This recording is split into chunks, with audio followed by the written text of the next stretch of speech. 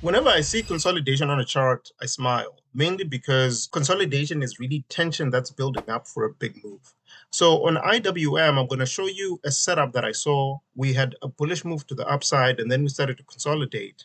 And I knew that we were either going to go up significantly or down significantly. So I'm going to show you what I mean by that. As you take a look at the chart, this is the bullish range. So price went up. And as you can see, now we started consolidating right over there.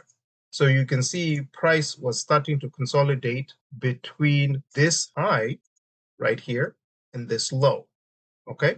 So we were now just basically consolidating. So a break of this high at 292, we were going to set new all-time highs. And then if we came down and attacked 286, we're most likely going to drop down.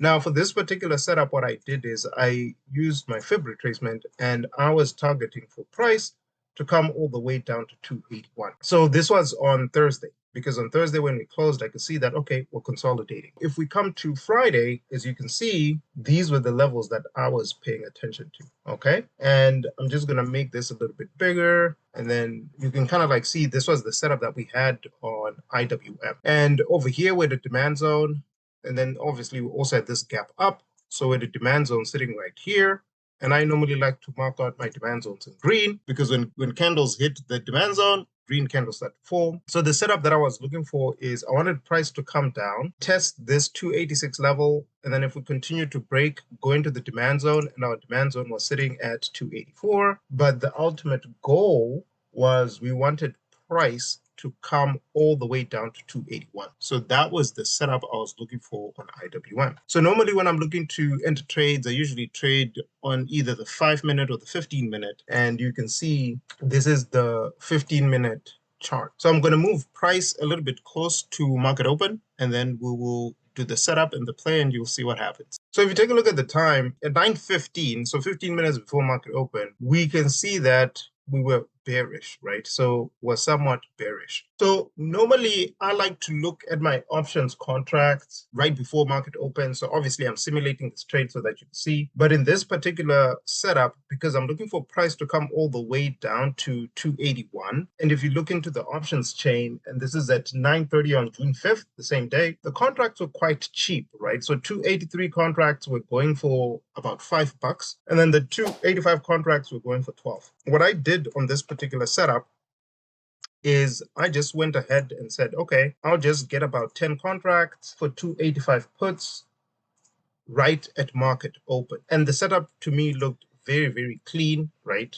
We were consolidating, but obviously we're coming down. Worst case scenario is that we were going to come and test this 285 286 level. But if things worked in our favor, we're going to go all the way down to 281, which would make this setup an asymmetrical trade, meaning that I'm risking a little to make a heck lot. And those are the types of trades that I like to take. I'm just going to enter this as a market order. It's going to be about 140 bucks. So just bring it over here so you can see. So $140 for the trade. And then the trade is in or filled. And you can see over here, we'll just move this to here. So we got filled at $14 a contract with 10 contracts, so it's 140 bucks. So the focus really is going to be here, where we're going to look and see what the P&L percentage would be. So I'm just going to press play so that you guys can see what ended up happening. As you can see, we got to the support level. We pushed up a little bit, but then you can see there's a continuation to the downside, right? Went into the demand zone, pushed up a little bit, and then went into our fib retracement area at 281. So as you can see, this play played out all day. So we'll just do key intervals. So we'll do 9:45 first, because as you can see, the first 15 minutes straight flush to this 286 level. So we're just going to adjust the time over here. So we're up 132%. Contracts went from $14 to $32 just in the first 15 minutes of that play. For just this drop, market open to our support, it was 130%. Now we got into the demand zone by 12:30. So we're also just going to move the time to 12:30 and see what that would have been if you had held on to your contract. Now, had you held on to your contract, you can see the $14 contracts were now going for 102.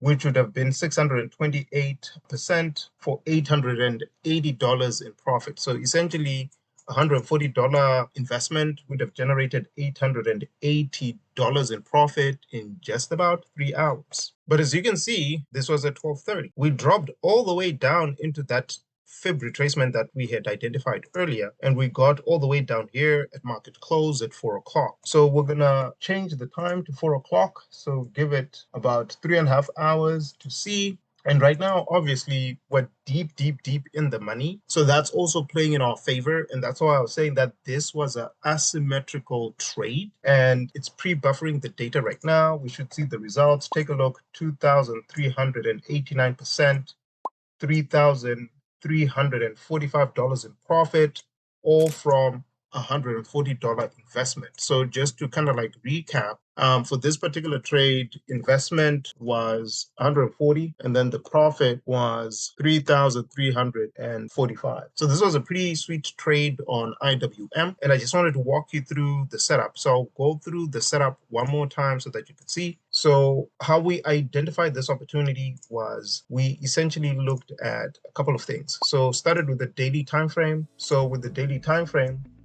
what we saw was bullish move to the upside, and now we were consolidating, right? This was our resistance for the consolidation range, and this was the support. And then right before market open, we saw that price was pushing down, and this was a Friday. So the idea was buy puts, first trying to see if we'll hit the support, and then if we break support, continuation into the demand zone.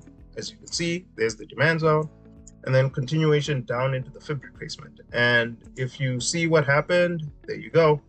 It was a nice and clean trade. Now, these types of trades don't happen every day. On this particular day, the market just did a major sell-off, so it did play in our favor. But the point is, though, if you do take the time to learn and prepare yourselves for these types of opportunities when they do happen, you're going to be well placed to be able to generate these types of returns. So even if you had just invested literally just 14 bucks, right? So even if you had just bought one contract for $14, your $14 would have been 350 bucks by market close. So again, not your typical daily trade, but when they do happen, these trades are sweet. So I hope you learned something from this. So the key insight, like I said, when you identify consolidation, prepare yourself either for a major move to the upside, or in this particular case, a massive sell-off. In this particular case, we saw a sell-off, and the sell-off generated into some really good returns when I traded put options contracts on IWM. So I created a video where I talk about why I love IWM for beginners. So if you're a beginner who's starting to trade options contracts, you might want to look into IWM as a potential ticker that you might want to dabble with for contracts, because as you can see, their contracts are relatively cheap. $14 per contract for this particular strike price, and they do move significantly. As you can see, this one went from $14 to $350 in a trading session. So that's 2,400% in premium appreciation in just one trading session. So that's why I like IWM. So you might want to look into it. Anyway, hope you guys liked the video. Make sure you like and subscribe to the channel, and I'll see you guys on the other side.